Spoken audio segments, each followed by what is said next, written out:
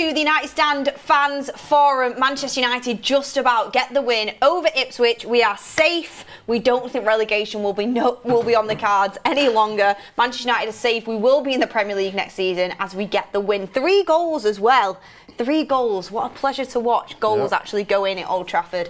I am joined with Maud, Usman and Ricky. First of all, Ricky, welcome back. And Usman, welcome back. It's been a while. It's nice to have you on, back with a win. Yeah, great. Absolute buzzing. Absolutely buzzing. You know what it is? We always, like, they might not see them, but we speak to them in the chat all the time. Oh, yeah, I know. It's always back and forth with these two. Our forum group chat has been going off, and I'm going to be honest, it's not been as happy as we are right now, has it? Most definitely not. I should leak that group chat, honestly. I think people would like to read it. But let's get straight into it. I mean, Ricky, what are your thoughts? We were talking a little bit towards the end, and we said, you know, it is a little bit sad that we have to massively celebrate, you know, clinging on to a win against Ipswich at home. And, you know, the players were acting as if we'd, like, you know, won a Manchester derby or something. But I think it was that relief after so many poor performances, so many bad results, to win and come from a 2-2 when you were down to 10 men and actually get it across the line. I think it was important for the players' confidence, wasn't it? Yeah. Look, it was a battling performance with, you know, when you're down to 10 men, but it's so difficult to talk about, you know, it being a good performance when you're playing a team who are absolutely nailed on to get relegated. And you know, look, I'm happy, but it's sort of tinged to the happiness by actually being in a situation where you want to be so happy with a 3-2 win over a relegation team, you know, at home. I'm glad they won it, and hopefully it gives them a bit of confidence going forward. Desperate for us to stay in the cup on Sunday, is it, the Fulham game? Hope to get through in that. Hopefully it gives them a bit of confidence going forward.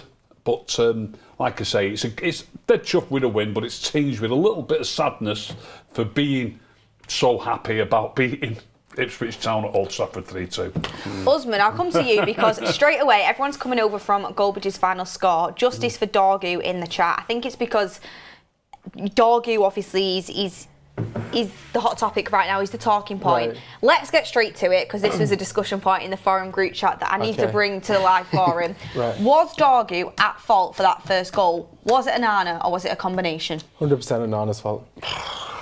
Gosh. I mean, look, obviously, just for clarity, I'm on my own with this. And so, You're wrong and strong. Greg, our producer, is a goalkeeper, so part of the goalkeeper union. He's been killing me.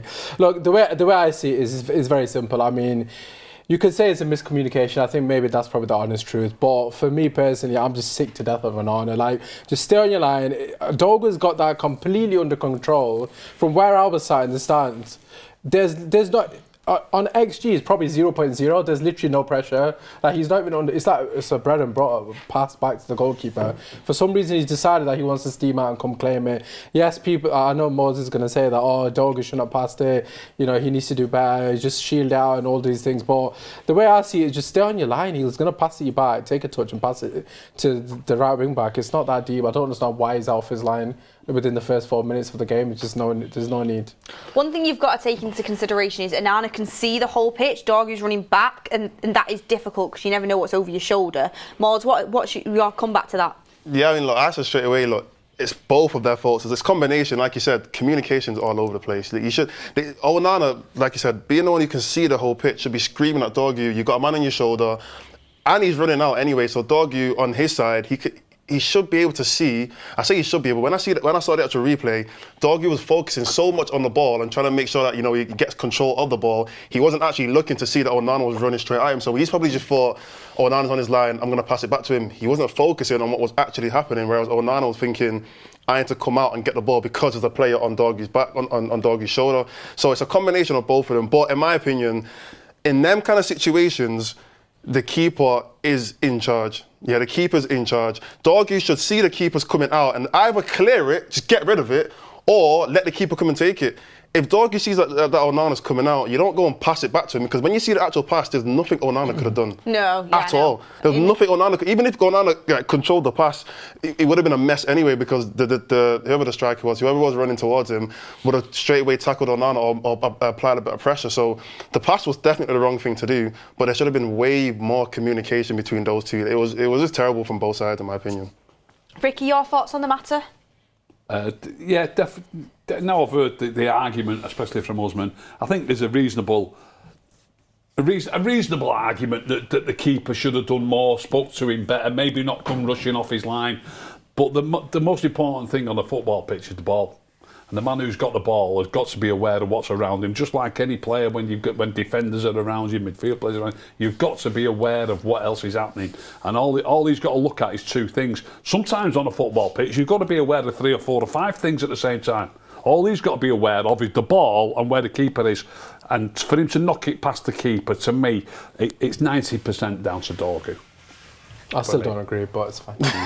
Well, you can have your comments down in the chat. I think a lot of people are blaming it on Onana.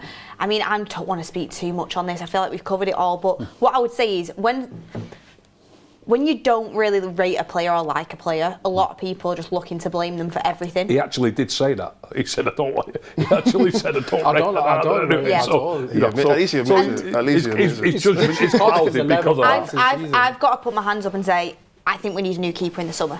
I really do think it's a priority, and I think as soon as Ruben Amorim can get a new keeper, and he will, I think if Bayindir was fit, he might be starting now in the Premier League. To be honest with you, he's not much better, really, is he? Well, we need a new keeper, but as much as Onana does scare the life out of me, I don't have confidence in we need a new keeper. I think to completely just put all the blame on him for that first goal is a little bit harsh. I do, because once Dorgu gets there, he literally passes it straight past him. But he's on the 18-yard line. But he passes it straight past him. Why did he pass it though? If there's a miscommunication, just clear it. Where is Dorgu's fault is the fact that he doesn't know where Onana is. That's clearly his fault. Like, end of the day, if he sees Onana steaming out, he's probably going to leave it. That's where he's made a mistake. It's 4 minutes into the game. He's a young lad. You know what I mean? It's like it's probably his first start Old Trafford. I don't know. Might be second start Old Trafford. But it's 4 minutes in the game, and just stay on your line, man. He was going to pass you back. The guy wasn't even next to him. Like, he wasn't even that close to him to be under pressure for him to be steaming out. So the communication needs to be better in the team. It's just 100%. poor communication. I mean, on Dorgu, let's stay on him for a second, because we need to get behind this player. Only 20 years old, and obviously the red card is going to be gutting for him. He's going to miss 3 games in a row. Don't think anyone can argue it was a red. Like, it was a red. Does put the team under pressure, but it was just a bit reckless, and he'll learn from it, is what I would say on that one. I don't really want to go too harsh on him, because it's frustrating, because he looked so positive at Everton, and I thought he actually played pretty well in that game up until the red card, and obviously the mistake, people could argue it might be Onana's fault on the first goal, but did kind of pretty bad day at the office for him all in all. But is everyone still, obviously everyone's still positive about him. He's only young, and I think everyone will put their arms around him. And do you think he'll start against Sociedad on Thursday? Because obviously he can play in that game. Probably, yeah. I don't think he had a bad game before that. I'll be so honest. Like, obviously, yeah, the first goal is what it is. But before that, I think he was getting into the right positions. I saw that Amorim did tweet. We spoke about the build-up about Dorgu and Garnacho kind of trading places a little bit. Dorgu was the one in that 10 position sometimes, and Garnacho was the one that was furthest wide, playing more as a winger. And Dorgu was getting into good positions and putting in crosses. They didn't all come off, but the fact that he was getting there and he was putting in the crosses was a positive. That's what we want. We want someone to put in crosses into the box, and then whoever's in the box can figure it out after that. But I thought he was playing all right. So it's just a really unlucky situation. He obviously didn't mean to do it. When you watch it back in slow-mo, it's 100 times worse. Apparently you could hear the crunch. I didn't, but apparently you could maybe, hear it. It looks very, very bad, so you can't really complain. You can't be surprised that the referee gave a red there. There's no real argument to it. But yeah, I think because we do have a lot of other games coming up in the next couple of weeks, we've got the FA Cup, we've got the Europa League games, he will definitely get some more minutes. So it's not too bad. Yeah, it's not too bad. I mean, you look at when we did have the red card, United managed to last 4 minutes with 10 men before conceding again in the first half. And at the time, I'm not going to lie, I was thinking, we're not going to lose our Old Trafford record, at least, of winning in the first half and then still winning the game. So, yeah, 10 men, and then we go and concede 4 minutes later. Now, let's talk about this goal. We will talk about some positives as well in terms of the goals and the set pieces, etc. But let's talk about the second one, because this caused a lot of controversy as well. A lot of people directing that one at Onana. Should he have come for it? Was he too slow to get down to his right to stop it? It's a low goal going in the bottom corner. Could he have done better? But then also, De Ligt gets left for dead, and should the defenders be doing better in that situation? Osman, how do you look at that one? I mean, delay. I initially thought it was Maguire, but obviously you guys have corrected me off air. But yeah, delay, awful defending. That was absolutely ridiculous. It was so obvious what the striker was trying to do. I mean, you could have seen that run from a mile away. The fact that he's reacted that slowly is extremely poor. To be honest, he should be in a position to clear the ball. And the fact that he's not even touched the ball is ridiculous. Regarding Onana, I've got to be honest, De Gea saves 110% every day of the week. Every single day of the week. I don't care what anyone in the chat says. David De Gea is saving that ball. I've seen De Gea save them about 1 million times. His reactions are awful. I know people, like, I played the net myself, I understand the situation. You have to wait until the last minute to dive because obviously you don't know if the player's going to get contact. But his reactions are non-existent, man. Like, what is he doing? He's just just a cone in net. I don't even know what he's improved is on. For me personally, I think he should have saved it. But I'm putting the blame more on the centre back because he shouldn't have got to Onana because the defender should be in the right position to clear the ball. Doesn't feel like he has much spring in his step. Doesn't feel like he's just awful. Like, he's got no reactions. He's got no shot stopping ability. He's got no ability to parry the ball out of danger. Like, how many goals has he cost us in the last couple of weeks? He's off form, to be fair to him, but he's just costing us week in, week out. But you've as a keeper, you've got to have some level of consistency, and he's been here for long enough now. Right. 2 seasons where it's like, 2 seasons where he had a few months where it was like, oh, he's actually looking like he can maybe be something, and then it's back to confidence in him. I doubt the players around have confidence in him, and I don't think Ruben Amorim will. I think he will be going as, well, maybe not as easy to just for him to be gone because of the 40 million that we spent on him, but I do think the good news is that I think you can go and scout a really good keeper that isn't going to break the bank, that can come in, and I think Ruben Amorim will be doing that as soon as possible. The spine of the team is super important, and we will talk about the spine of the team in a second. We've got Dashin Moodley saying, I'm sorry, if you've ever played soccer, you cannot take your eyes off the ball when it's in the air and you have a player on you. If the keeper wants it, he must call. John Eastwood says, Onana should have saved the second it bounced in. Andrea says the keeper is the man in charge of the defence. If you don't communicate orders, the player will assume the keeper is where he should be, on the line. Manny Melos says, why justice for Dorgu? Just got some ball, but he showed studs and made serious contact. I love the kid, but it was a red. Andreas Goose, it was an absolute red, 100%. Andreas Goose says, Onana's fault as well as the second one. Patrick Dorgy says, this league sucks, I carried the team, I miss Italy. Aldo Teff says, Onana should stay where he is or call to claim it. Ian Tracy says, the goalkeeper can see the entire picture. By rushing out, Onana created a problem where there wasn't one. Rowan says, let's not burn Dorgu, he's young and Onana was at fault. The red is reckless, he'll learn from it. Until the red, he played well, more crosses from the left. Bordelmon says, it's good to have you back, Ricky. Bruno. This is for Shailin says, thank God Ricky's back, I missed him, I hope you enjoyed your time away. And Siraj says, Onana out, he actually might cost us both Cup and Europe again. Happy to rule out the relegation debate, Amorim's flexible formation saved us.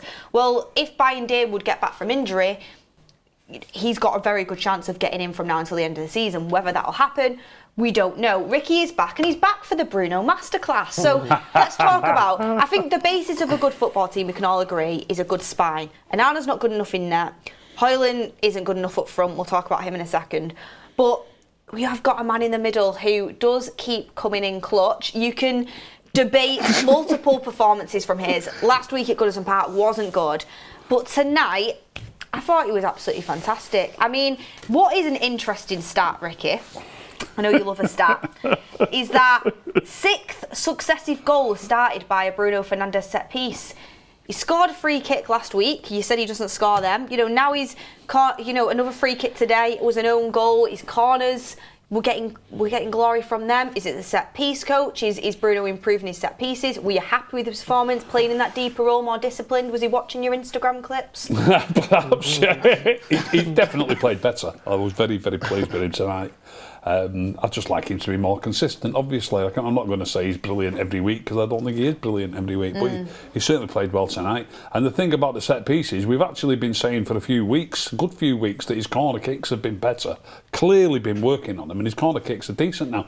Come on, let's be honest, his corner kicks were horrendous. Yeah, they were. Not too long ago, they were all hitting the first man all the time. All you've got to do, well, look, the proof is in the pudding. All you've got to do is get it into the mixer and look what can happen. You know what I mean? And it isn't difficult, so it's one thing praising him for it, which is great, it's working at the moment, but it's the bare minimum you can expect. He's getting it into that box. Like people, But look, I'm not having a go, Bruno. I don't want to take the credit.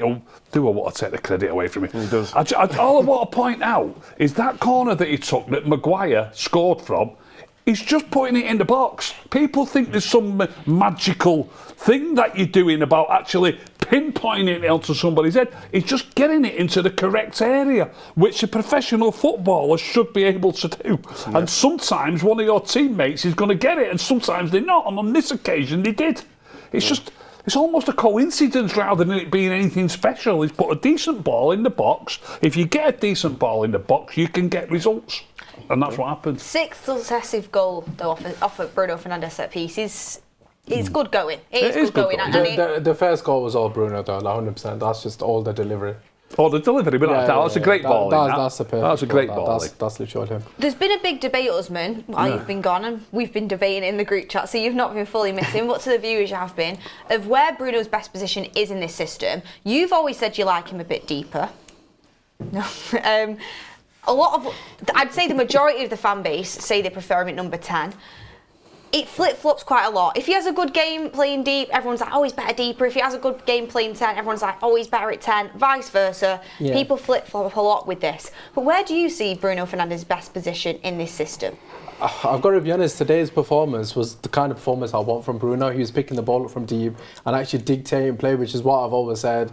There was a couple of moments that he's forcing the tap, which I'm not a big fan of, but all in all, he got the ball, he played it short, kept it ticking. That's kind of what you want from your midfielder. Similar to how a Toni Kroos would normally build attacks and build a tempo of a game.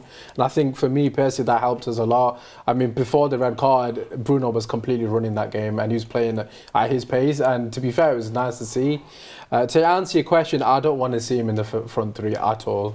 I understand people feel like he's better in the 10, he's better in the free role, but I need players in that position that are able to take on a man. I just don't think Bruno Fernandes has the capability of doing that.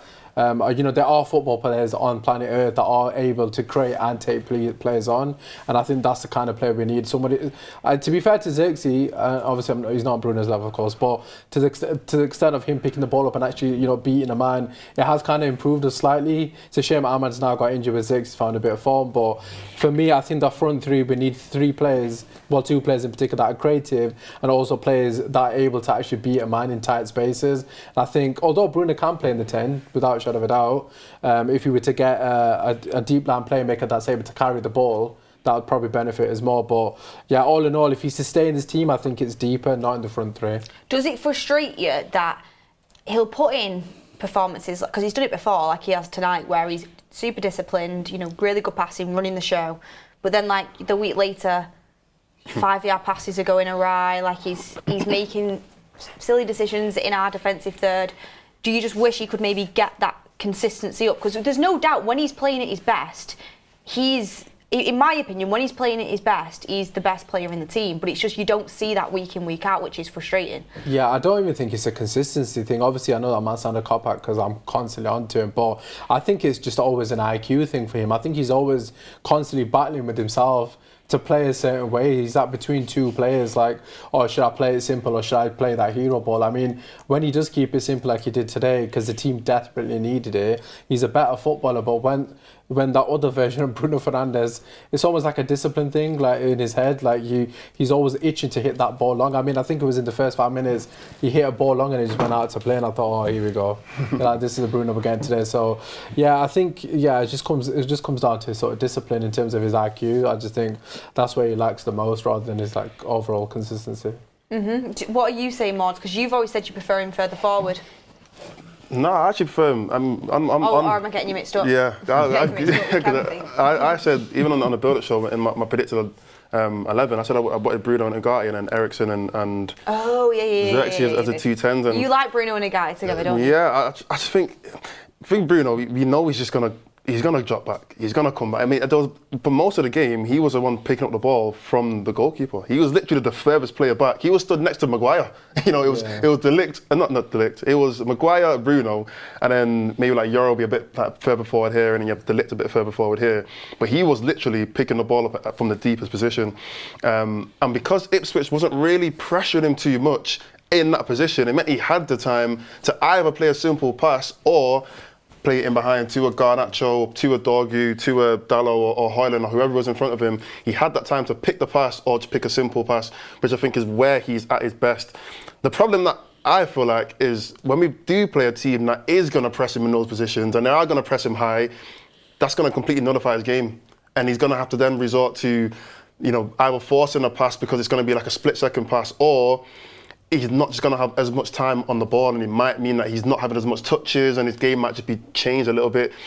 Because we played Ipswich today and they just weren't as good as other teams were in terms of like pressing, he did have a lot of time and his game was a lot better. So, I mean, we're going to have to see what happens, in the next few games. And we've got Fulham. Fulham are not an easy team, so it's going to be completely different in that game. He's not going to have nearly as much time on the ball, especially in the middle of the pitch. So we'll see what happens when he plays different kinds of opposition. But he struggled against Everton, didn't really? And they were pressing from the front the entire game. That's what I said. That's what I mean. So when they do press that high up, he's not going to have nearly as much time on the ball. He doesn't have that ability to beat a man like on a turn.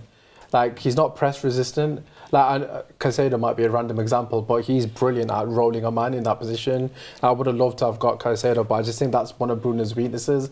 So it kind of contradicts what I've already said, because like you said, against a team that presses, it kind of exposes his weakness because he's not able to roll someone that well. If you give Bruno space, he will run riot. If you press him, he'll struggle. And you've got to take into account who the opposition is and where we are at Old Trafford and stuff. But to be fair, like, United have been, we are sat in 15th, so we can't exactly, 14th. Oh, 14th. Hey.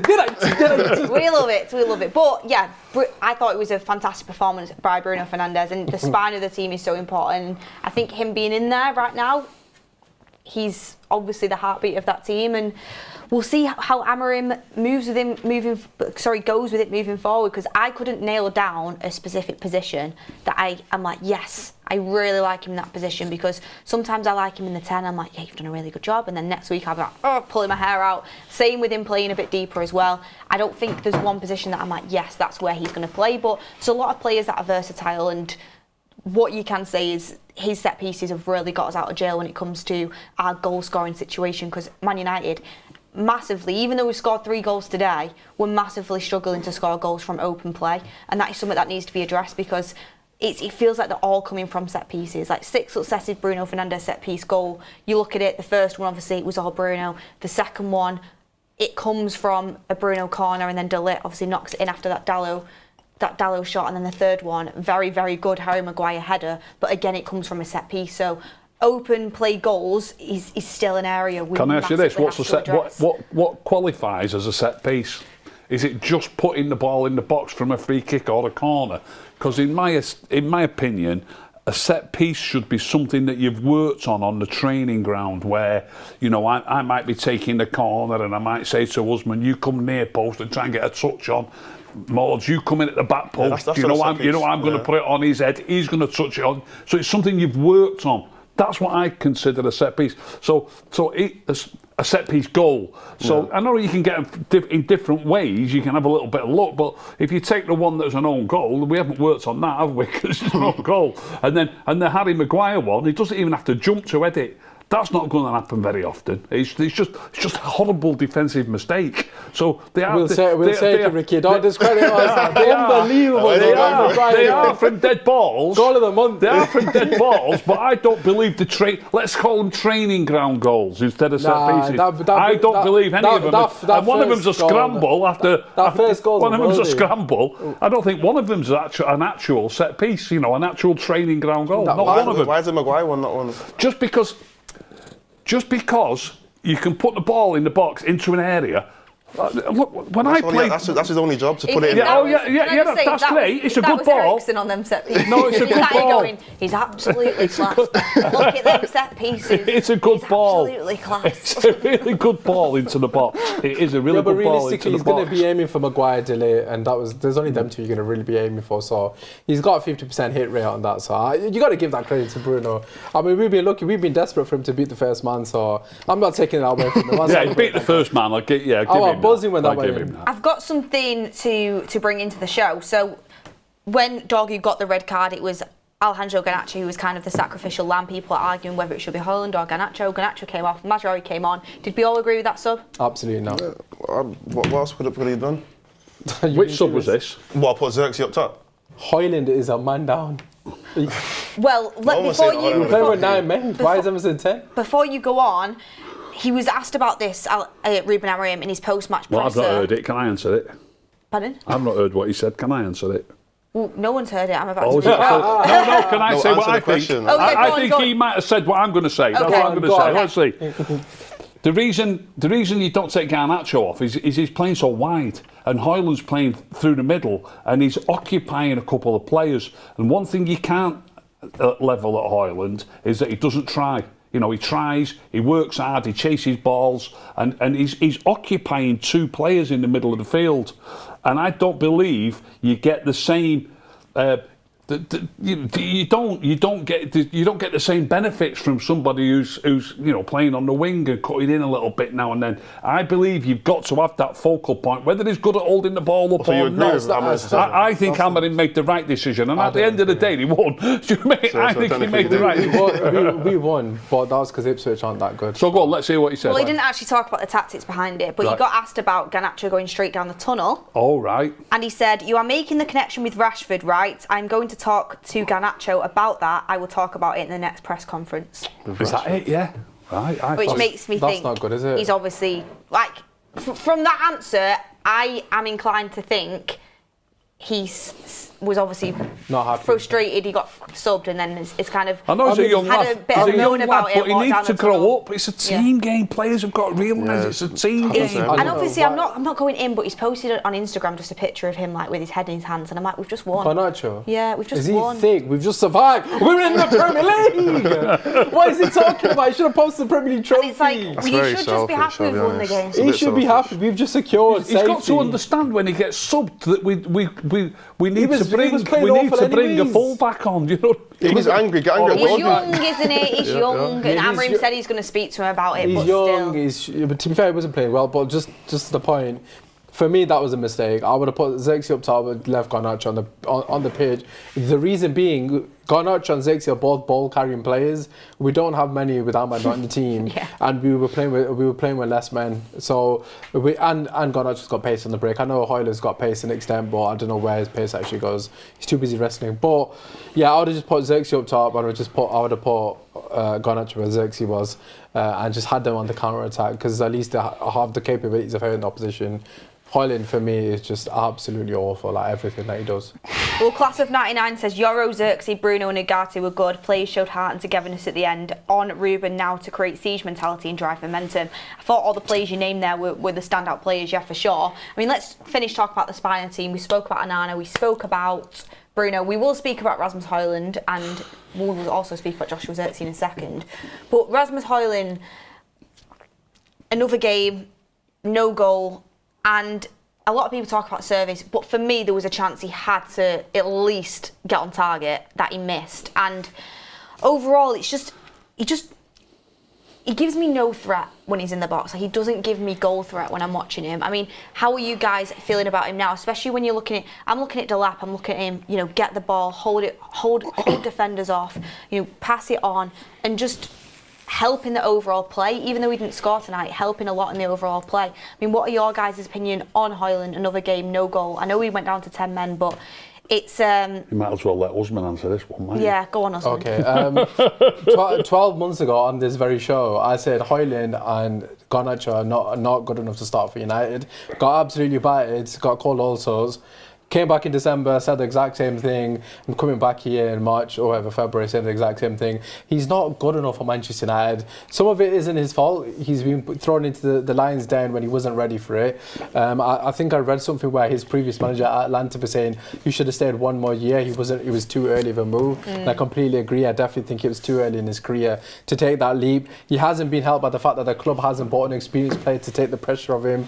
He's leading the line at a young age. I've made all the excuses for him. Let's actually get down to the nitty-gritty. His basic fundamentals are nowhere near the standard of a Premier League footballer. I'm not even talking, he's not good. Like, if you go through all the teams, right, who's going to take him? Southampton, maybe.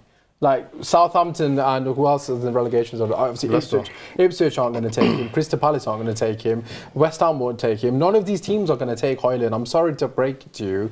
He's not good enough. His fundamentals are awful. He can't link up play. He can't hold the ball. People used to banter Lukaku for his touch. This guy's touch is worse than Lukaku's, and he hasn't got the capabilities of scoring. He's got zero threat. He doesn't win his aerial duels. When the ball goes long to him... Okay. But what are we doing here though? Like, honestly, like, for me personally, it's not like, oh, like, let's attack Højlund. He doesn't attack anyway, so at least someone's attacking it. You know what I mean? Like, he's literally a man down every single game. I could sit here all night and just go on and on, but yeah, he's nowhere near good enough. Do you think Ruben Amorim does have faith in him? Because he backed him a little bit in his last press conference saying we don't do What is he going to great say? We've chances got no for other him. options, have you? That's true. I mean, he was the one who was subbed and Xerxes then went up front. I mean, I thought that was quite deserved because let's talk about Joshua Xerxes as well. I think how long did we play with Højlund at number 9 while we only had 10 men on? Because I'd have to check. Probably when like he got 40 subbed minutes. off. I'm not sure. Yeah, I'd have to check when he got When subbed did off. Dogu get red carded? Like, I'm 35? going to check it now. 1 second. 35 minutes. I think. Yeah, and I feel like he went off as that 70th. So, Dogu got the red card on the 43rd minute. Oh, thank you. And Was it as late as that? Rasmus Højlund got subbed at the 67th minute. So it was only around... It's around 20 minutes, wasn't it? Yeah, it wasn't that long. I felt like an eternity. So- I can't lie.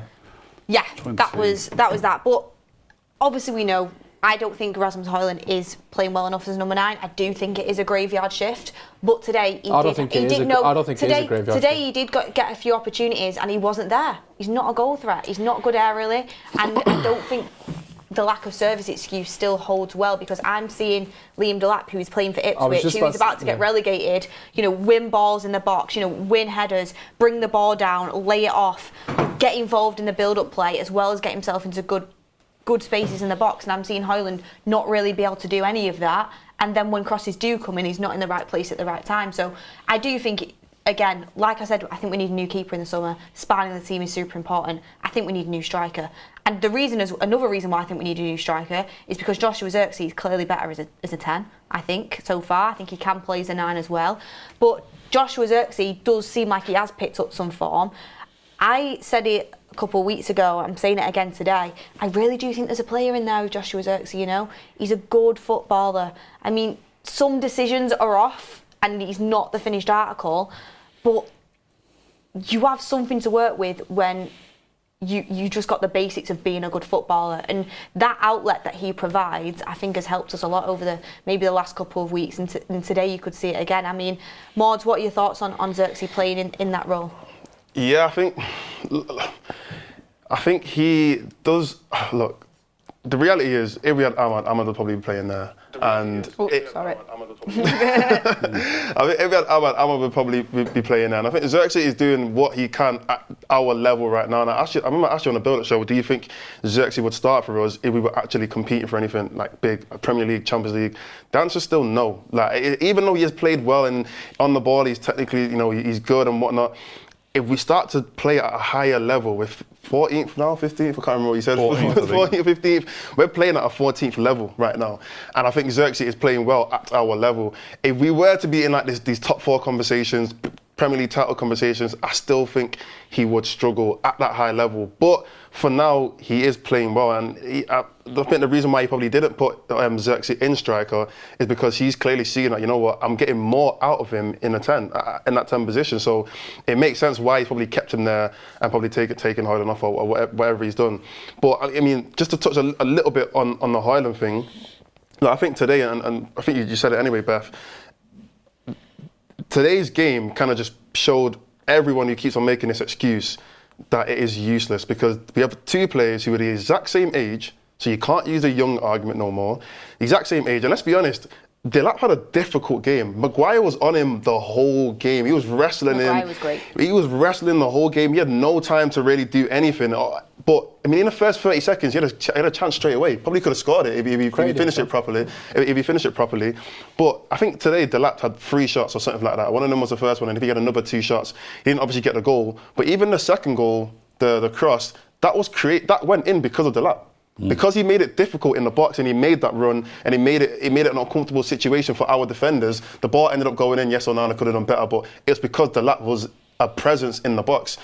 That's what we need from Højlund. He's not a presence in the box. Defenders are not scared of him. Defenders are not thinking, oh, Højlund's on the pitch or Højlund's going to make this run. They're not even looking at him half of the time because he's not got that striker physicality, that striker rawness that's going to be a threat to opposition. He's not a fear factor. He's not a fear factor to opposition defenders. So that, to me, I don't want to hear no one else keep bringing on this whole, oh, we're not creating enough chances. We might have created more chances today than Ipswich. I wouldn't be surprised if we did. I don't know the numbers, but we might have today. But one striker got more shots than the other. So that whole argument is done. But in terms of Xerxes, look, I think he played pretty good. In terms of all of our attackers, I think he played pretty well. He was spraying the ball across, out to Garnacho, out to Dorgu, out to Dalot. He was getting on the ball very well. His first touch is actually very, very clean. Like, even if he's in a tight space, his first touch is clean. He's avoiding the press, and sometimes he's even dribbling. There's a point where he got the ball and he's just ran past about one or two players. Yeah, showed a bit of pace. Showed a bit of pace to him, and I'm thinking, wow, Xerxes, I didn't even know you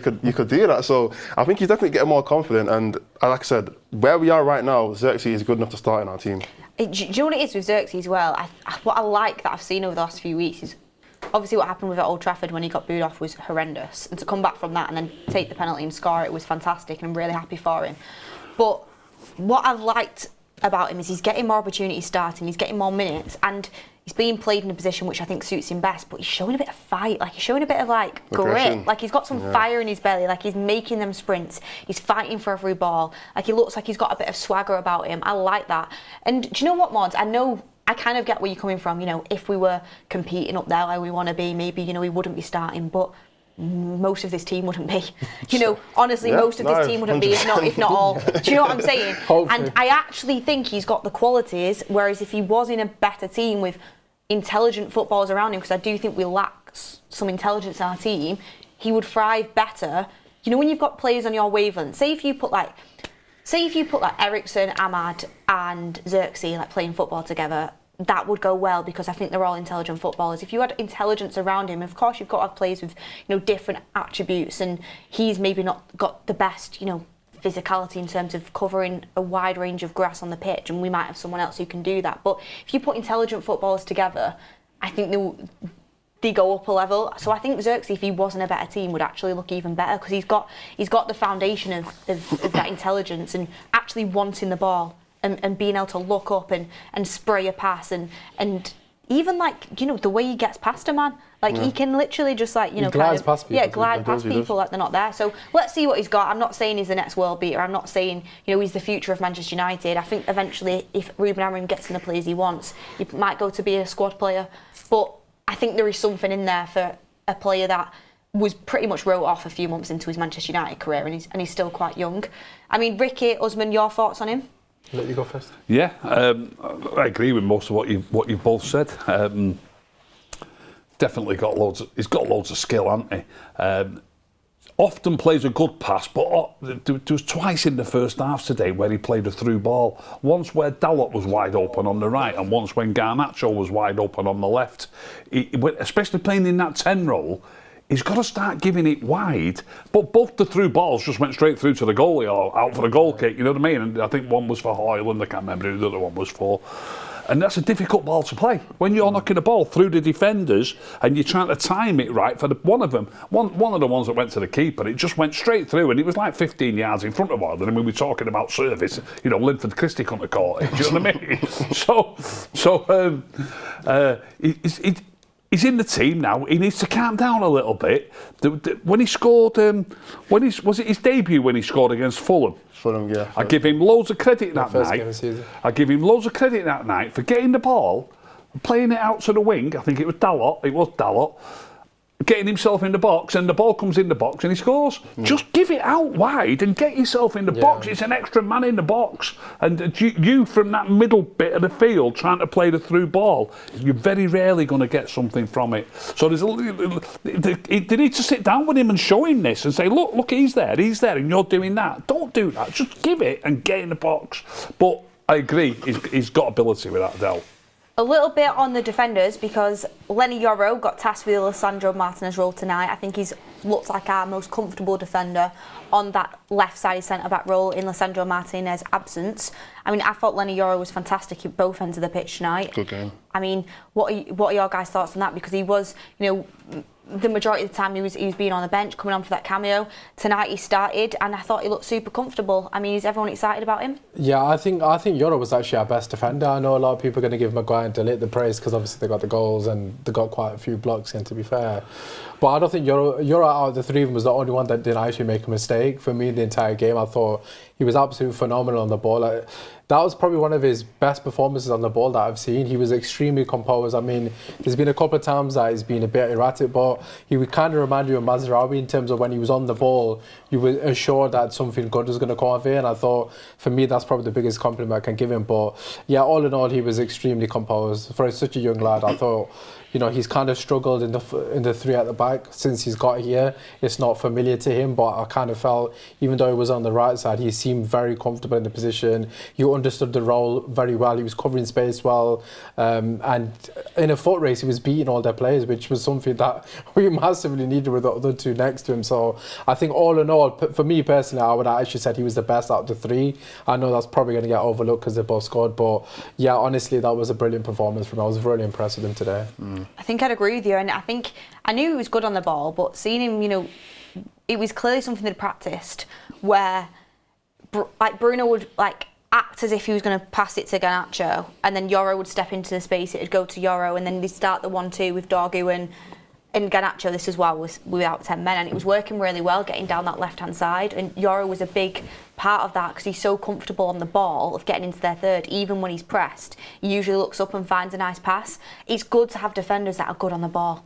He's really, he was really good in important. the air as well today defensively. He's very, very looks good. a lot more Good confident, impressed. doesn't he? Yeah, definitely. This is why, literally what you just said, having a defender who's going to ball, in my opinion, in modern football, I think it's mandatory now.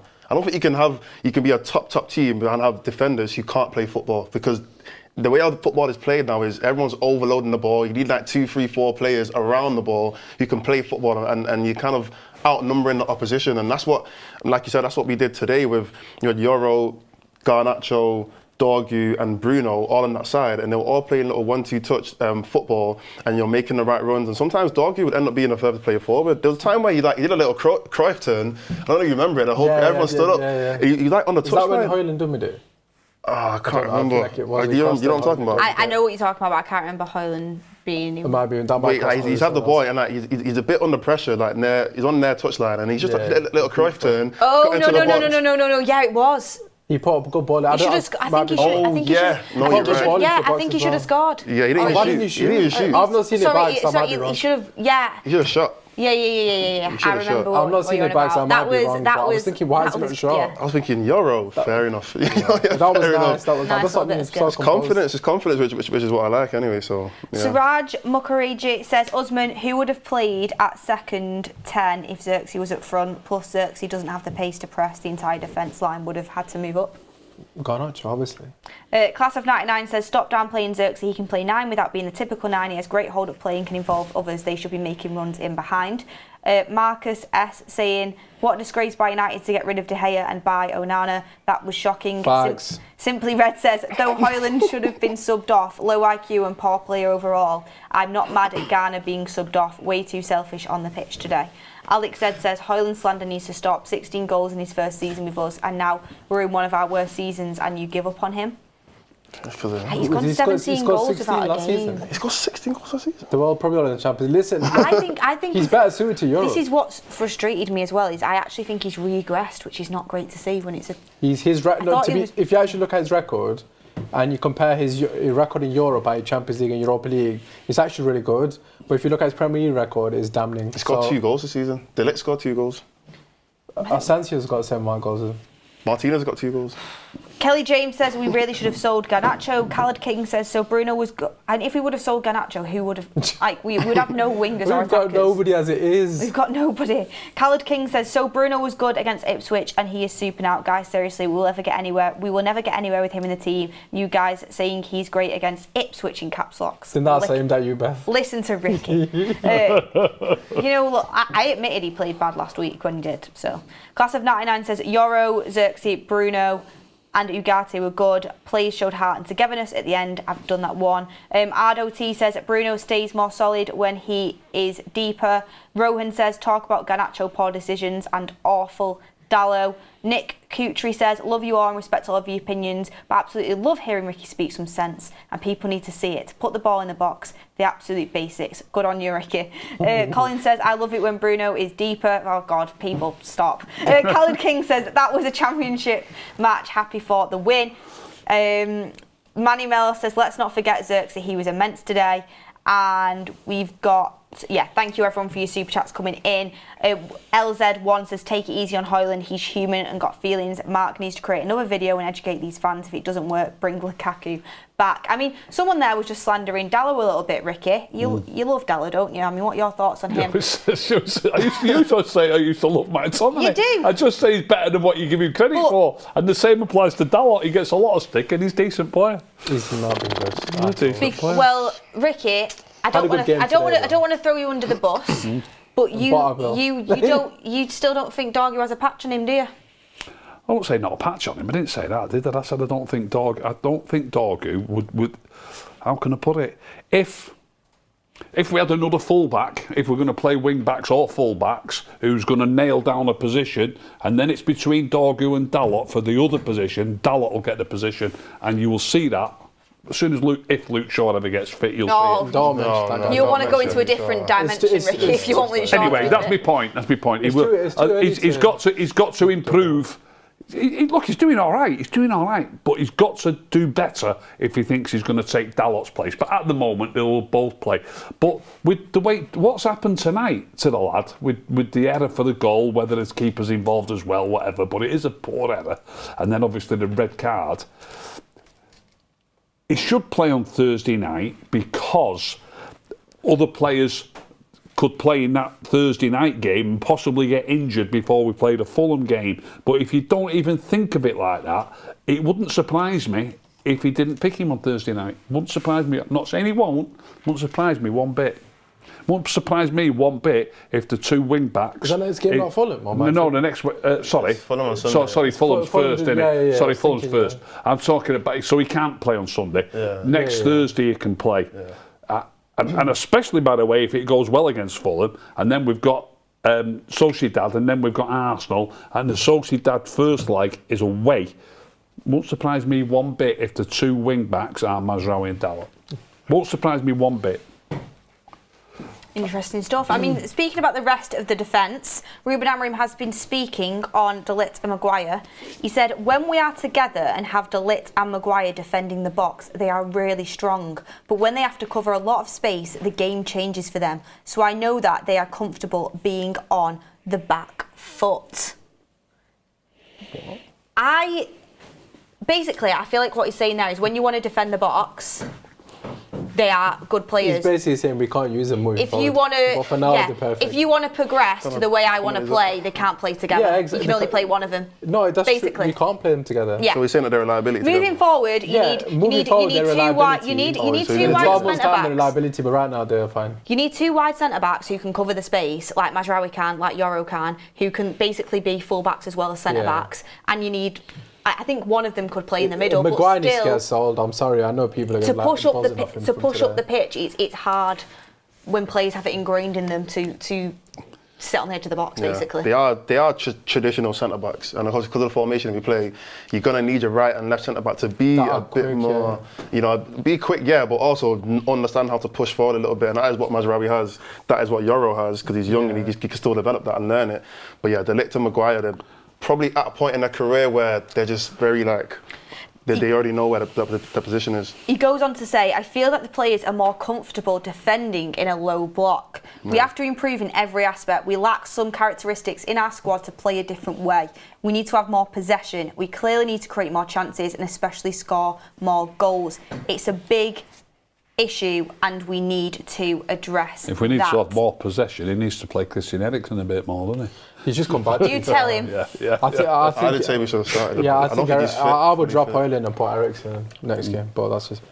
Yeah, it's weird, because he actually got asked about his style when he brought up about Maguire and De Ligt. He said, that is clear, it's hard for me, I am fighting. Maguire and De Ligt, really strong defending the box. When a lot of space, it is different. Really hard for me to play like we did in the second half. I feel like the players are more comfortable playing a low block. He's basically saying he wants them to get up the pitch, push higher up, but He can't play Highline because I haven't got the recovery pace. That's basically what he's saying. Yeah.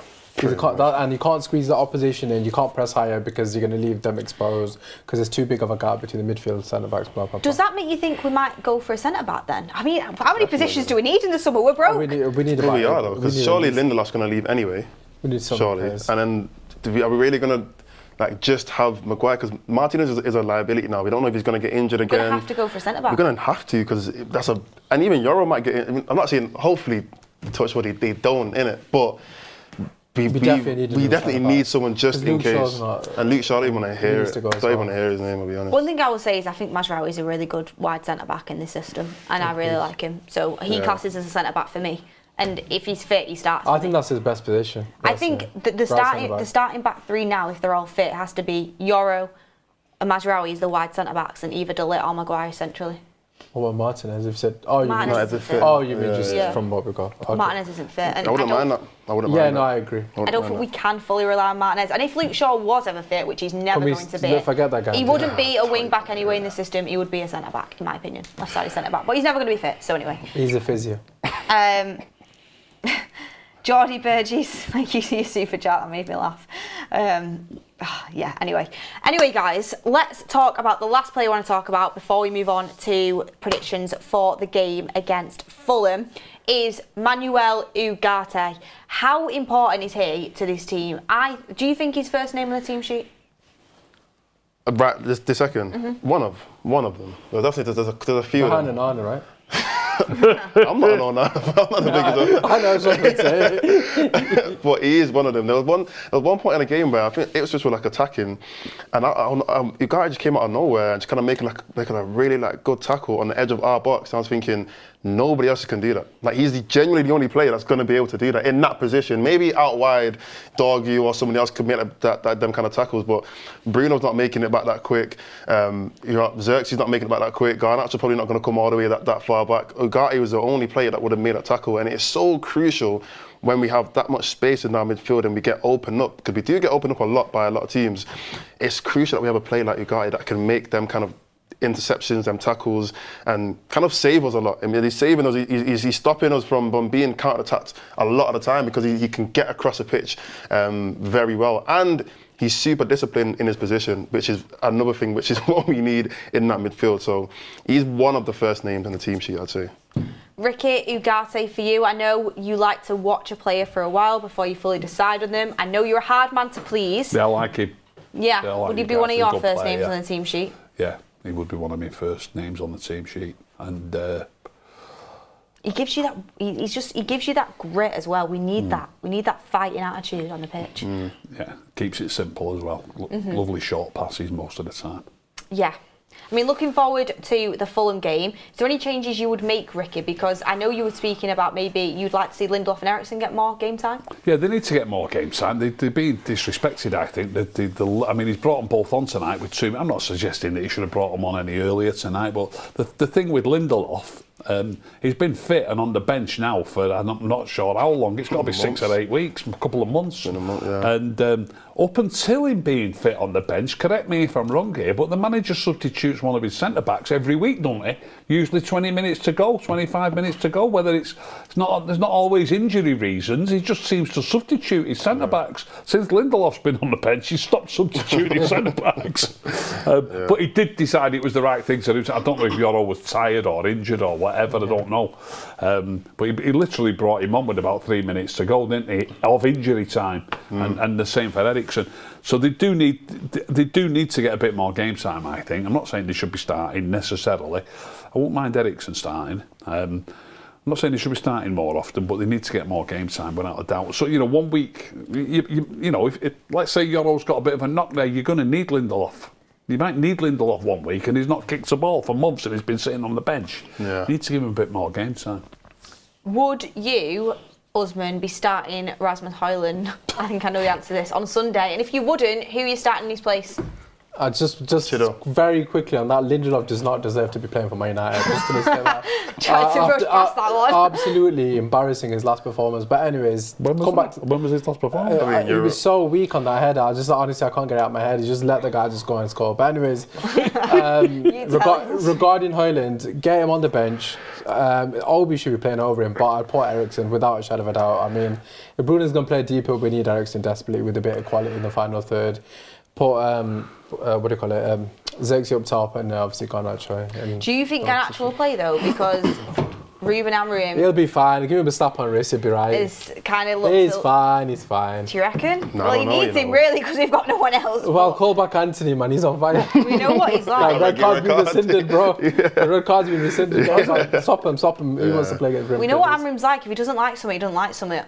With the Marcus Rashford thing, you said he'd rather put the goalkeeping coach on the bench than play him. Because to be fair, goalkeeper coach might do better than Højlund up top. Yeah, he would. He would. Ooh. Mods, What's the question? Fulham, any changes you would make? Obviously, Dortmund can't play. Well, yeah, Doggy can't play. Probably just the team that ended up today, but Eriksen on the pitch instead. I think we can all agree we want Eriksen to get a bit more game time. I agree with you on that. And get in the chat down below, would you like to see Eriksen get a bit more game time? I would. Do we all quickly, because then we'll actually we'll do our man of the matches first. Who is everyone's man of the match? Ricky. Bruno. I thought he played well tonight. I have a quick answer as well. Wow. Oh my God, Ricky! Someone clip that. I tell you what, Ricky. Do you know what you should do? And it's going to throw everyone off. You need to clip up all Bruno's best bits from the game. And you need to do an Instagram about it. When I watch it to back, prove you're unbiased. When I watch it back, I hope I don't see loads of horrible bits that I didn't spot tonight. Maybe it's because you were sat next to me and I was like, oh, look at that. Usman, who was yours? Agate. Your agenda's still running strong. I'm joking. A guy was a good choice. Mods? Honestly, there's a couple, you know. I'm just gonna say. I was gonna say Bruno, but I don't want to pick someone that you guys have picked. So I'm gonna say. Anana. Either De Ligt or Maguire. Okay. I'm gonna say Maguire because I feel like he handled the lap very well. So I'm gonna say Maguire, and he scored a goal. So. Mine was between Yoro, Ugarte and Bruno. She's picked three, wasn't it? No, I'm going to nail She's it gonna down. pick one. I'm going to go with Bruno because I think he was involved in every goal that we scored. Pretty much. He was also pieces. Defended really I well. thought he was really He was good today. knackered as well. He led the team well. His legs went at one point. No, but I he still can't. kept I'm going. not surprised. He covered every blade of grass. Every blade of grass, and he will always give absolutely everything. Magic moment. I know what mine is. It's got to be that Casemiro tackle and fist pump to the fans. Oh yeah. I seen it. I was like, the last 2 minutes or It was something like that. right at the end of the game. I've seen He it. just collided the guy. I think someone went in a 50-50 with Bruno.